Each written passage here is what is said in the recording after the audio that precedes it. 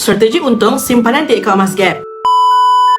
Untuk mula simpan emas, ramai yang beranggapan mereka perlu tunggu harga turun atau ada modal besar dulu. Sebenarnya, dengan akaun emas Gap ataupun GAP iaitu Gold Accumulation Program, tuan-puan boleh mula menyimpan emas mengikut bajet tuan-puan, bukan mengikut harga pasaran. Akaun emas Gap membolehkan tuan-puan membeli emas serendah RM100 saja tanpa perlu fikir berapa gram atau berapa harga semasa.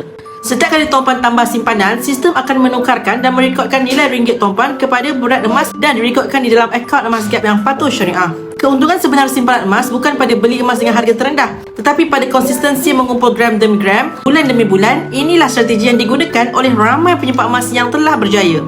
Tanpa sedar, simpanan mereka bertambah menjadi ratusan gram, malah berkilogram emas.